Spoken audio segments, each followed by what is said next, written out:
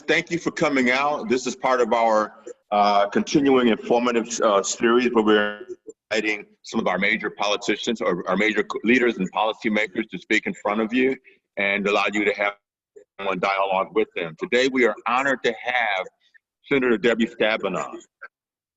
I just want to go over a couple of housekeeping items. You are all on mute. However, you can your screen on the bottom right side. There is an opportunity for you to provide to submit questions. So please take note of that. Okay, now because we're kind of pressed for time, I'm going to make sure that we're going to be really crisp today. I'm going to introduce our president, Michelle Swery Robinson, and with that, I'm going to give it to Michelle. Go ahead, Michelle. Thank you, Clarence. Good morning, everyone. Thank you for joining us today. I'm excited. This Meet the Candidate series was born about 3 years ago, really in an attempt to ensure that we help not only our lawmakers hear from you, but help you as minority business owners and our corporations that we support, that you were able to hear from them. So today we do have Senator Debbie Stabenow, who made history in 2000 when she became the first woman from Michigan elected to the United States Senate. So trailblazer in many ways. She is known for her ability to build coalitions to get things done for Michigan and our nation. As a ranking member of the Senate Agriculture Committee, which we all know is near and dear to her heart, and as a senior member of the Senate Finance Committee, Energy Committee, and Budget Committee, she has a powerful and unique role to play in shaping our nation's healthcare, manufacturing, energy, and agriculture policies. As Clarence stated, the senator has had a couple of changes in her schedule, but she wants to introduce her team to you today. She will still be with us until about 10:45 when she has to rush off to another appointment, but her team will be here if we still have not completed questions by then. So Senator Stabenow. Well, Michelle, it's great to see you again, and I wish we were in person as we were last time. So a lot of things certainly to talk about, and I did want to introduce my great team. A number of them you have met before, but Vernon Baker, who does all my tax and business work, Vernon from Detroit, and Maxine Terry, who's from the other side of the state, who does our criminal justice work, which obviously so critically important, and I want to touch on today as well. Terry Campbell, who you know, he was my great regional manager in Detroit, and the only non-Michigander I have to say, unfortunately, is Lot Quantang, who's from Ohio. We apologize for that all the time, but he's we've adopted him. So Lot does all of our great work on unemployment. We want to mention the work share program now through unemployment that's really important for businesses as folks coming back online, and does our education and career training work, among many other things. So it's wonderful to be with you. It's hard to know actually where to begin. So much has happened, but just to set the stage, and I want to make sure I'm, most of the time is for questions, but it's fair to say this has been an incredibly challenging, tough year on 1,000 fronts, and in a very pivotal moment, actually, very, very important moment that I hope isn't a moment for change right now. And so we start with what happened with the pandemic and all that's around that, and trying to keep people safe and save lives and get the equipment and all the things that challenges that we've had on that front. And then on top of that, in Michigan, we see floods in mid-Michigan. Now, critically important is what is happening in terms of the focus on police violence, what happened to George Floyd, but we know that this is not new. But it was very vivid in front of people's eyes when they are all watching and paying attention. And we know that that's caused a really important push for police reform, sentencing, accountability that has been needed for a long, long time. I don't think those things are unrelated at all. And let me just mention, when we talk about racial disparities, I chair our Democratic Policy Committee for the US Senate as a part of leadership. And back in April, one of the first reports, we've done regular reports on the status of what's been happening. First one was on the lack of testing and what needed to happen. Second one was on racial disparities being in full display right now in this country. And so when we talk about what needs to happen around policing and addressing not just police violence, but criminal justice reform as well, we have to also talk about disparities in healthcare, in education and housing, and air quality, water quality, a whole range of things. And so that report was an effort to lift those things up back in April, and we find ourselves coming back to those over and over and over again. And we all know, I mean, right in front of us in Michigan, when 14% of our citizens are African American and over 41% of the deaths from COVID-19 are African Americans. And so we have so much to do. And I'm very involved in all of those things, particularly around healthcare issues and mental health issues and those issues as well. So we did the report today. We are introducing legislation that's really the most comprehensive legislation around policing and police accountability probably ever, and happy to share that legislation with you. It's called Justice in Policing Act. There are many pieces of that. It is being led in the Senate by Senator Cory Booker and Senator Kamala Harris.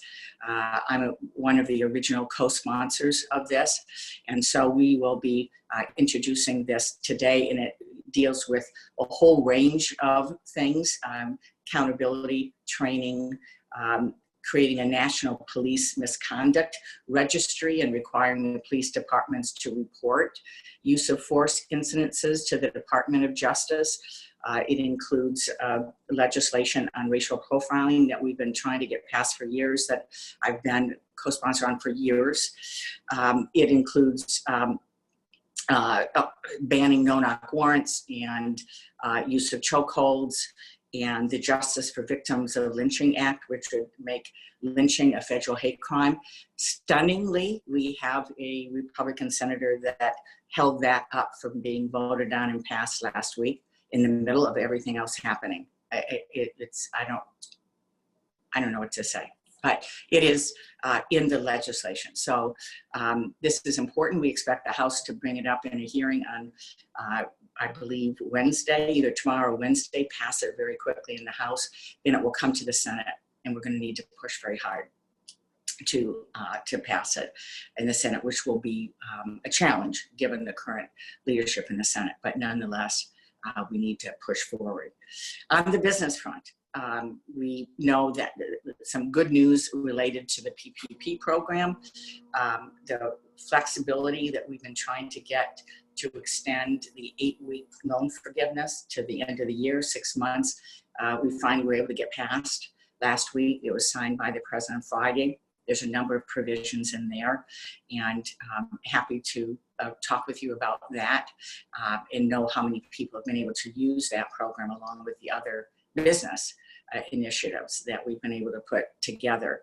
As you know, we fought very hard to go back and amend the PPP to be able to make sure that those who are underbanked or through community development financial institutions or other minority depository institutions would be able to receive the funds, be a part of this. This is an ongoing struggle. We did change it, the law, but we still don't know. We still are pushing the Treasury Secretary on making sure that that really happens. The $60 billion that we put over into making sure our minority small businesses, that our smallest businesses and neighborhoods and others are able to receive funds. So I would really welcome your input on how that is going for you, and that really is just still underway, trying to push to make this happen.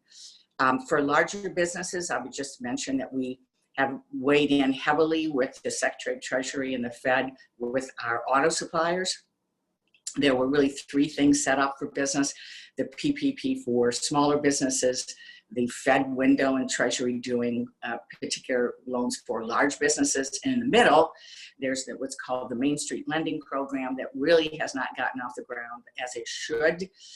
We put in a letter, a bipartisan letter from our congressional delegation to Secretary Mnuchin a couple of weeks ago, urging that, particularly for our suppliers, that there be liquidity, that there will be capital available. And I'm still concerned about, the fact that that is not moving as it should. Let me just mention one other thing, and I'll stop because there's many things to talk about. And that is on the unemployment insurance front. Michigan is one of about half the states, I think it is, that passed legislation at the state level a few years ago to be part of what's called work share. And this, I think, has a really important opportunity for us as businesses come back online, because people are on unemployment insurance right now. We added dollars so that people could actually survive and be on unemployment insurance during this time when they're being told to stay home or asked to stay home to quarantine and so on.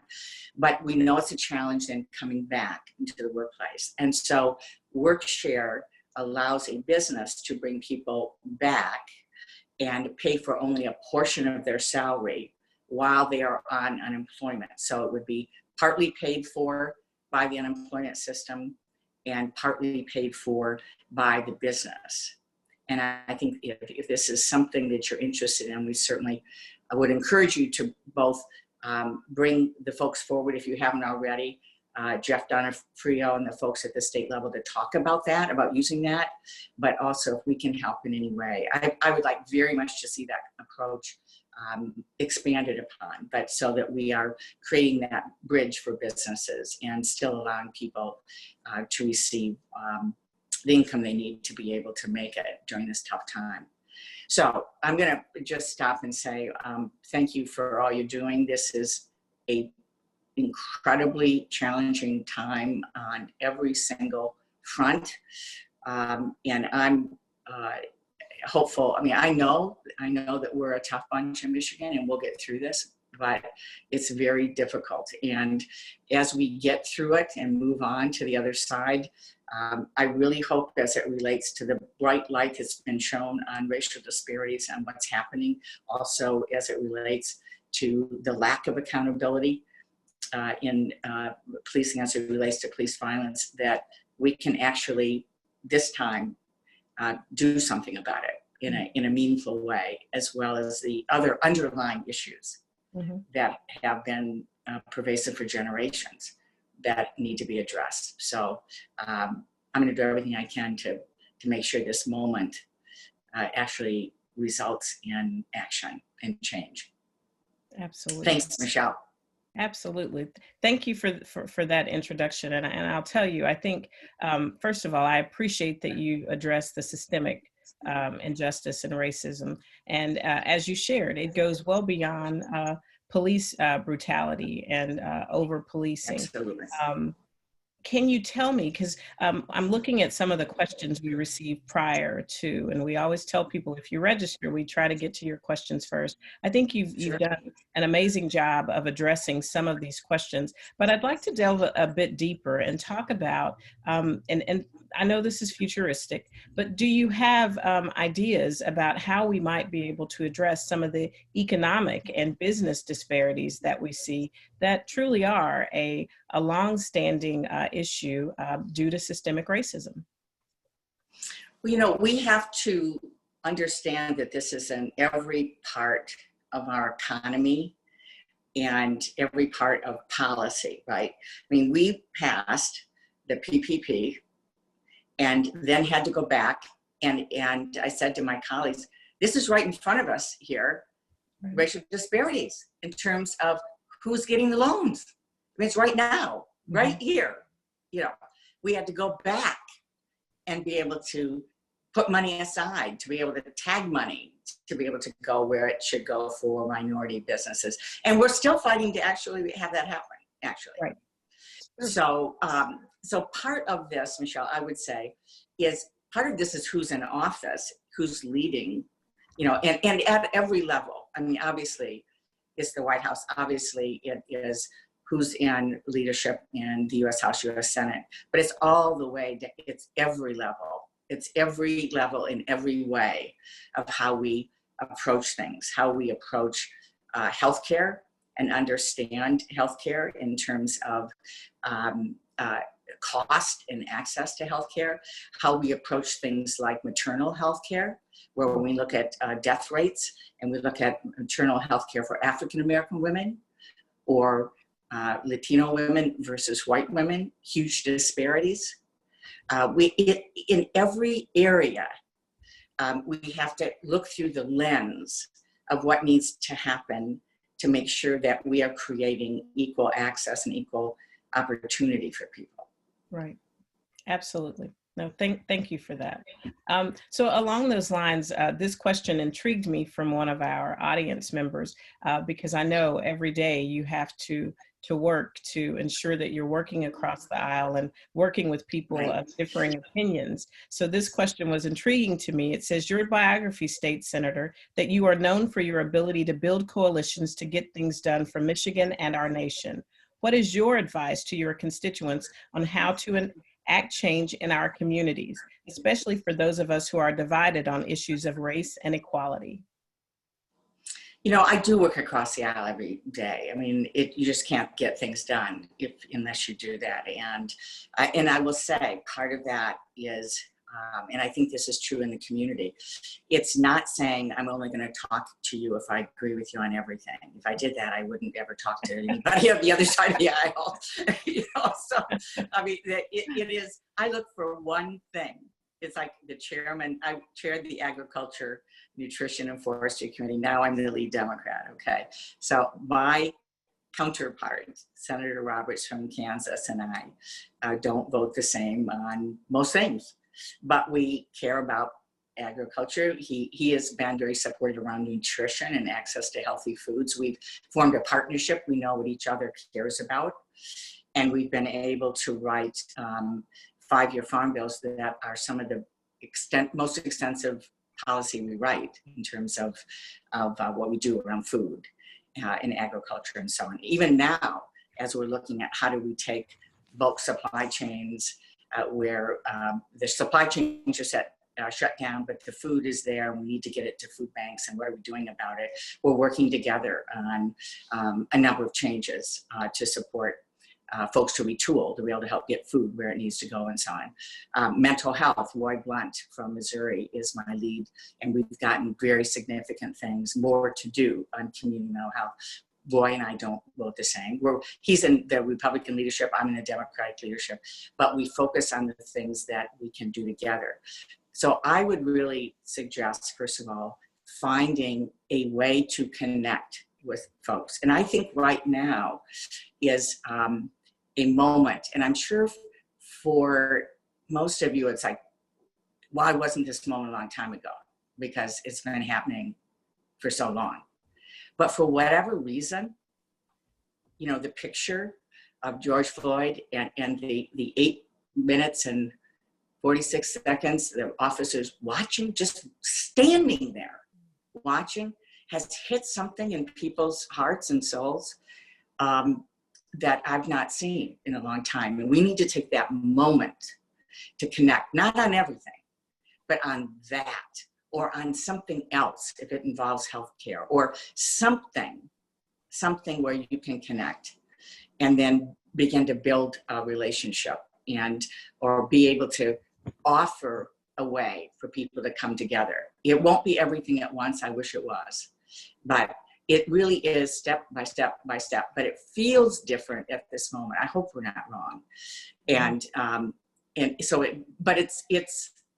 it's about trying to listen and grit your teeth when somebody says something you don't agree with, and try to just find a way on something to be able to move, you know, forward on something. Mm-hmm. And I think it's hard when there's so much to do. Everybody wants to do everything, and that's just not how change is going to happen. Right. It's going to be step by step. Right. To find the common ground. Excellent. I'm going to shift gears a bit. I had a couple of questions about COVID-19. You certainly touched on that. But this is a particular one from a business owner who was a new business owner. Can you imagine starting your business and within less than 30-19, there's a global pandemic? So this person's question is, you'd be hard pressed to find a business that has not been affected by COVID-19. Many small businesses did not qualify for PPP, or they were unable to receive the funds since they were distributed so quickly. This person started her salon business on February 21st. She had less than 30 days of business activity before she was ordered to close her doors for public safety reasons. So she doesn't qualify for PPP. What other options are you aware of that she might be available to receive? Because her business will likely close within the next 90 days if she can't obtain funding to help her cover basic costs. Well, I'd love to follow up, have our team follow up with you personally to see what we can do to walk through things. You know, I don't know if there's any way now to go back under PPP. I do know that temporarily, you know, part of what we did in expanding the unemployment system was to self-employed people for this very reason. This is you know, something new. We expanded to those who were contract or individual self-employed individuals, others in the gig economy and so on. There might be something that could help you be able to bridge to get through that.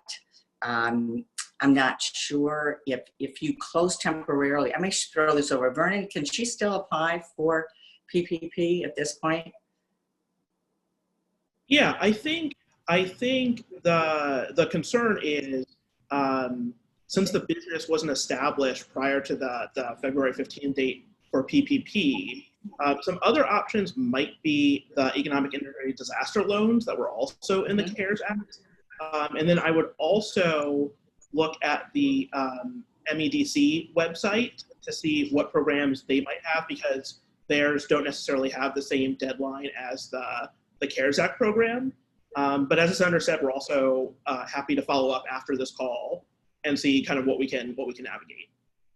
We'll be happy to connect you. Our website, my website has an exhaustive list, a complete list of everything available through CARES Act and so on too. So that's a good place to start. And I would also mention that, not that you want to do loans, but we've restructured the SBA 7A loans so that there's a longer period of time before you have to pay it back. There's loan forgiveness. There's a number of things. So we're happy to work with you on that. And maybe the best thing would be if you get in touch with Terry, who's in our Detroit office, and she and Vernon can follow up with you.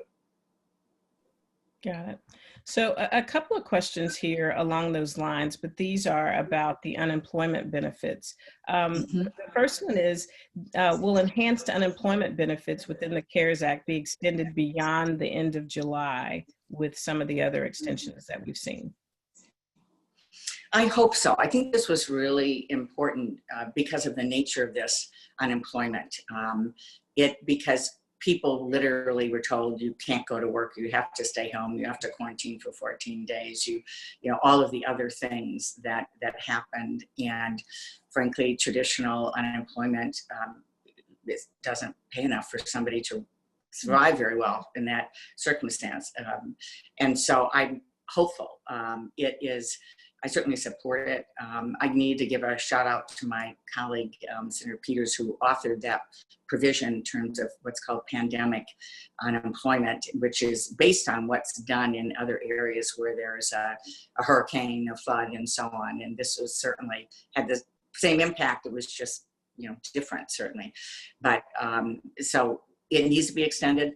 I am very concerned. It's going to be a huge fight. Even getting that was a huge fight. At this point, even though what's called the HEROES Act has passed the House, come to the Senate a couple weeks ago, Senator McConnell has said he has no sense of urgency to take it up. And I might also mention that this is a huge problem for us in Michigan as well as across the country because, the state, the city of Detroit, every community rushed in when we were aware of what was happening with COVID-19 and used other parts of their budget to address what needed to be addressed, to protect workers, to address what needed to happen. And at the time, the president said, "Don't worry, governors are in charge, you know, we're with you all the way." And now they don't want to help fund, you know, what, to be able to provide the critical funding for states and communities, which means we're going to see huge cuts in education and public health and 911 call centers and you know, law enforcement, and just across the board if we don't get help.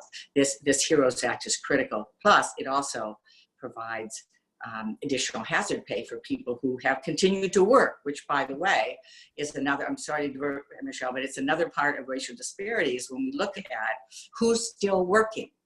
You know, the majority of essential workers, we know, are women and people of color.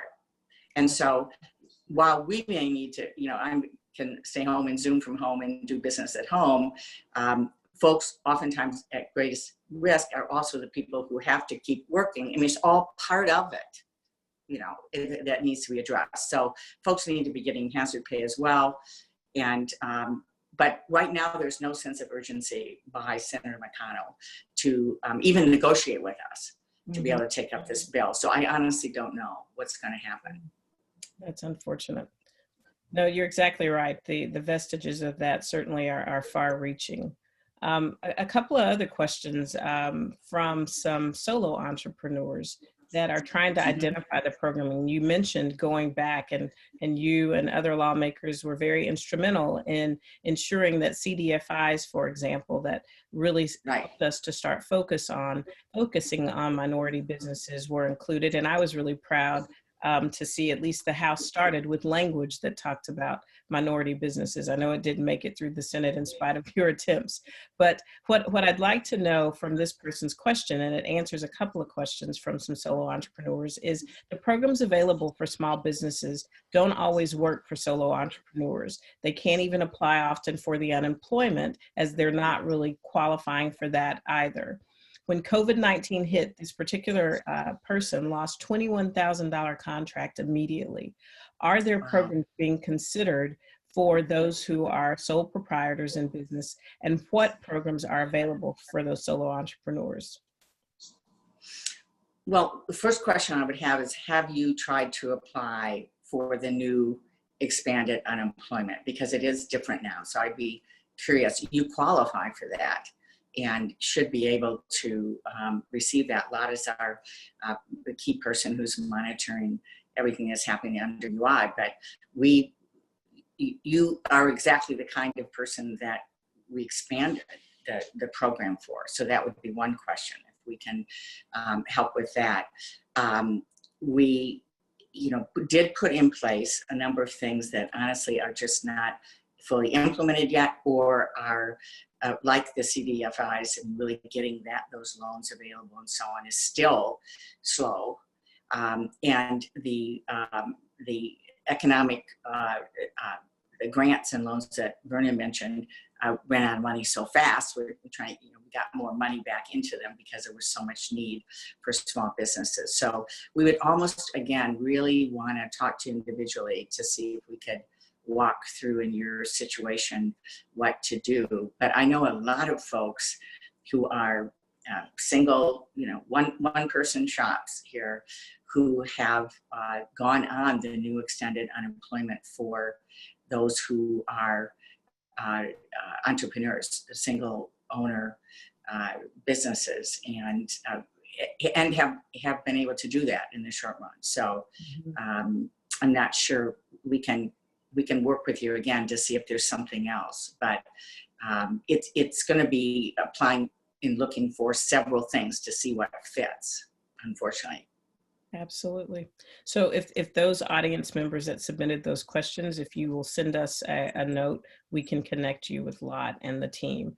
I know we've personally helped people that are solo entrepreneurs, to the senator's point, receive various measures of funding, but we can certainly connect you with them directly.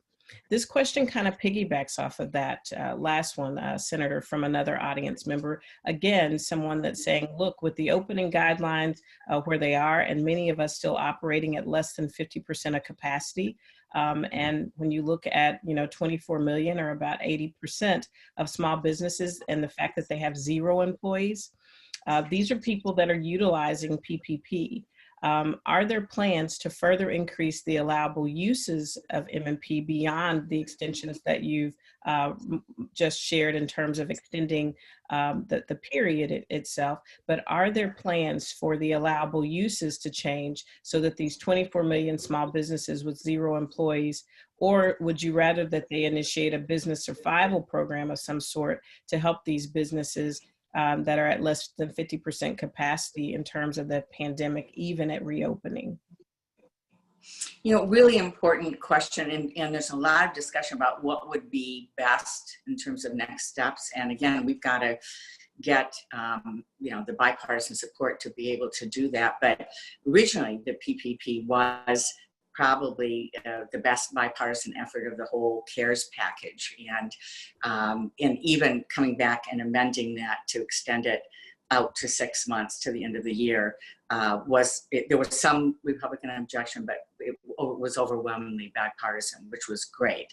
Now the question is, are there other approaches that, rather than going through this kind of approach with a forgivable loan, should there be something direct that's given in a different way? There's a lot of folks on both sides of the aisle that are discussing other possibilities that would be more efficient and more supportive, particularly for a sole proprietorship, for our small businesses. And so this is really a moment to offer up ideas on, and there is an approach that has been put out on a interesting bipartisan basis. And I'm now drawing a blank, Vernon, on the proposal that Senator Warner and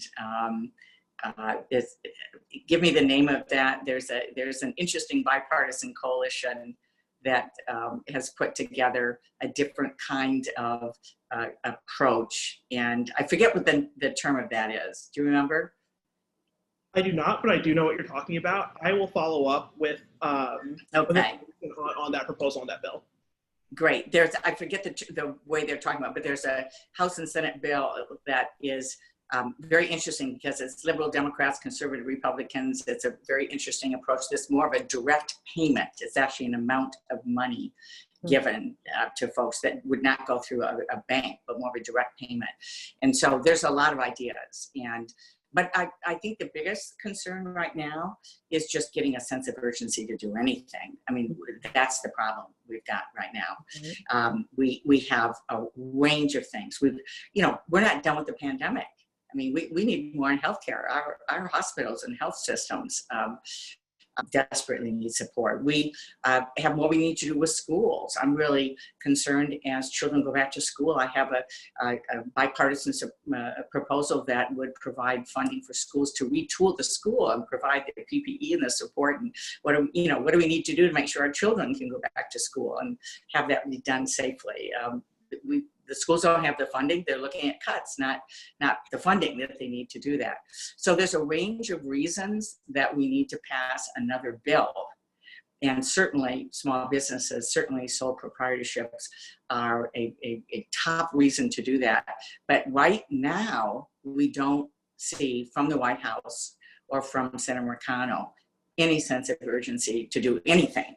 So through your coalitions, organizations, reaching out to others, we need help in creating a sense of urgency. This is not done. It's not done for you by a long shot. Right. And, it's not done for any business, frankly. So that's what we need right now is we can talk about what would be a great next step. I'll support whatever works. Whatever's the best approach, I'll support. But right now we have nobody to negotiate with because they don't think they want to do anything else. So how can the average concerned citizen help push that dialogue along? What can we do? Well, I think reaching out through all of the associations you're involved with, certainly reaching out to individual members. Although in the House, I mean, you're probably all represented by somebody who's already supportive or already, supported passing the HEROES Act. Certainly Senator Peters and I are there. What I see is working through business organizations, other kinds of organizations. If you're a member of the Detroit Chamber, they need to be weighing in. If all the minority suppliers associations, all of the groups that you can think of that you may be involved in have to be louder right now. And it needs to be, coming up to all of our colleagues that you can't just walk away. This thing's not going to go away. Right. None of it is going to go away by just pretending. You're not going to tweet it away. You're not going to, debate it away. I mean, these involve leadership and actions that need to be taken on the healthcare part, on the economic part, on the violence against in law enforcement and accountability. All of it involves action. Right. Thank you. That's sound advice. That's sound advice. As we wrap up, I know you have only about 5 minutes, so I have a couple of questions for you, and they're more industry questions. One is the Farm Bill of 2018 reclassified industrial hemp, CBD, to be legal in the United States. When will the FDA favorably rule on CBD edibles being accepted as well? Good question. I don't know. We have been urging them to do that. And of course, as you know, there's an incredible amount of interest in Michigan around industrialized hemp, as well as what you're talking about in terms of all the products. And I don't know why they're holding it up, but we continue to push on them, and we will continue to do so. And so keep in touch with us on this, but I'm not sure what the reasoning is on that, but it's been very difficult to get them to move. So we're continuing to push. Excellent. The final question, and we may have time for one more, but I think it'll be the final. But Michigan still remains extremely dependent on the automotive industry. What specific initiatives are you trying to implement or propose at the federal level to change the trajectory for Michigan so as to reduce our dependence on one single industry? Well, I think we need to expand on what we do best and do it in a lot of other ways, right? We make things and we grow things and we innovate. We didn't get the patent office, the first satellite patent office in Detroit, first satellite office outside of Washington, D.C., just for the heck of it. It's because we are innovators, and the patents, the clean energy patents, are coming from Metro Detroit, frankly, as well as all over Michigan. So I think for us, it's not trying to think up something totally different. It's how do you take what we do and do more of it in different ways? As we tackle, by the way, the next thing behind the pandemic is the climate crisis. It's hovering over us, I mean, literally, in terms of the weather and everything that we're seeing. We can be at the front of that in terms of continuing to push forward on clean energy technology. Some of that is the auto industry. Some of that is wind and solar and geothermal and all kinds of other things. It's expanding out to take what we know how to do, medical technology. When we look at how we have been woefully behind as a country in terms of being able to be prepared for a healthcare crisis, we've unfortunately allowed that to all go overseas. And then here we are. And so the whole Buy America provisions, which Lot has been my lead on, and when I spoke with you guys, I think a year or two ago, we talked about my Buy America legislation and our push on making sure that we are incentivizing American made. That's not just a slogan, that's actually a strategy for us in Michigan. So it's how do we leverage that in all kinds of ways. And that's also true in food technology and food processing and manufacturing. But there's a whole range of medical technology opportunities now. Our auto companies stepped in on ventilators, but they say they don't want to do it permanently. Somebody needs to do it permanently. You know, when we look at all the other things on protective gear and the incredible ways that I could go list all kinds of businesses and, you know, shout out to my friends at Detroit Denim and the gowns that are being made now. I mean, you could just go on and on and on and on where people stepped up. Okay, I don't think that is a one-time effort. You know, I think we need to be looking for where as a country we need these things. And Michigan knows how to do it. We are still the hub of that. We're still the ones doing engineering. And so it's leveraging our talents in broader ways, which I think is the most important. I think that's a perfect note to end on, because you're exactly right. When I think about the opportunities in particular with what we all learned in simply not being able to access critical items during this pandemic, when you look at chemical reagents, when you look at things as right. gowns and masks, there's no reason Flint can't be a site for a minority business to open up and manufacture those things, as is Detroit. Talk about a story about using Michigan's true power and prowess to solve the nation's dilemmas. So we thank you for your support in that. Any parting words for us today? Well, I'm so glad to have had an opportunity to talk with you. I've been looking forward to it, and to thank each of you. Thank you as business owners, and thank you as entrepreneurs and people that are rebuilding our neighborhoods and rebuilding Detroit and Michigan and all the small, medium, and large businesses that are engaged in all of that. I'm very grateful for what you do and proud to be your partner. And as even in the most horrible piece of this, you know, I'm the eternal optimist. So, and I should tell you, I don't know if you've seen the meme. I remember this all the time. There's a meme going on social media of the Back to the Future guys, and they're sitting in the car and they say, whatever you do, don't go back to 2020. So, and that's what I feel like right now. It's like, let's just get to 2021, you know, but we will get through this. We will come out better on the other side. There's a whole bunch of things like closing the digital divide for our kids and communities that we haven't talked about that I think we can come out better than we were. And so we just, you know, we have to just keep going. So proud to be your partner. Well, we appreciate you being our partner. I have to say to the audience, we've met with the senator multiple times in Washington, D.C. She always takes our call when we do need something, so she is a friend of the council. We thank you for that. We wish you well. You're in our prayers as you are there fighting for the state of Michigan and all of its amazing citizens. So thank you. Thank you for joining us today. Absolutely. Thanks. Okay. Be safe. Thank you. You too. So with that, I believe we have answered all of the questions. So I thank the staff for staying on with us, Maxine and Vernon and Terry. Thank you for being here. Oh, and Lot, I'm so sorry. See, it's the Ohio thing, but Lot has been helpful to us in DC when we visit there as well. But the entire team, you're always very gracious. What we will do is some of these questions that we would like to send to you so that you can shed some additional light. We'll follow up with these constituents and get those to you so that you can assist them. But thank you for joining us today. Thank you for your support of the senator so she can do the work to ensure Michigan remains at the forefront.